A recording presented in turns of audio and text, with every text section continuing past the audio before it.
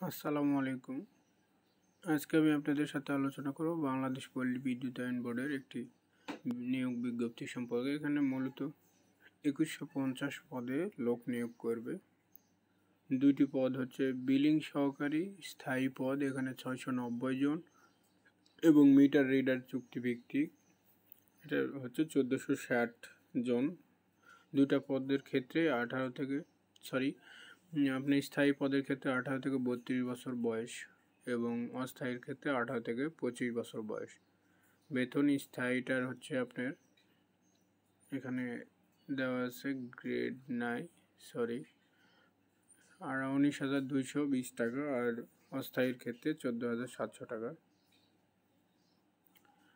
তো যারা মনে করেন স্থায়ী যদি অসুবিধা হয়, অস্থায়ীতে আবেদন করতে পারেন। এসএসসি পাস আছেন, এই চাকরিটা মোটামুটি পাওয়া সহজ, এখানে আবেদনও খুব কম করে। এই চাকরি হলে আপনার একটা কাজের মাধ্যমে আরেকটা কাজ খুঁজতে পারবেন বা আরেকটা চাকরি খুঁজতে পারবেন।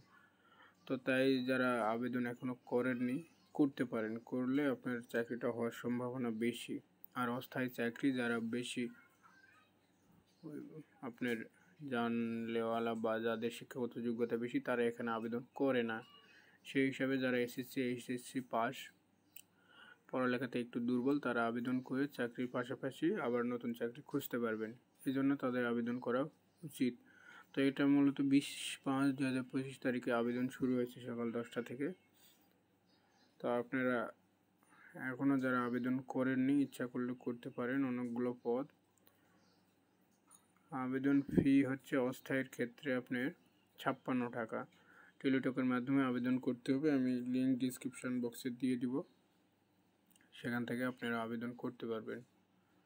আর এখানে আবেদনের শেষ তারিখ হচ্ছে, আমি বিস্তারিত আর পড়লাম না, অনেক সময় লাগবে। আবেদন শেষ তারিখ হচ্ছে 2/6/2025 বিকাল 5টা পর্যন্ত। তো আর বেশি সময় নেই, আপনারা চাইলে আবেদন করতে পারেন। এই ছিল আজকে ভিডিও। আসসালামু আলাইকুম।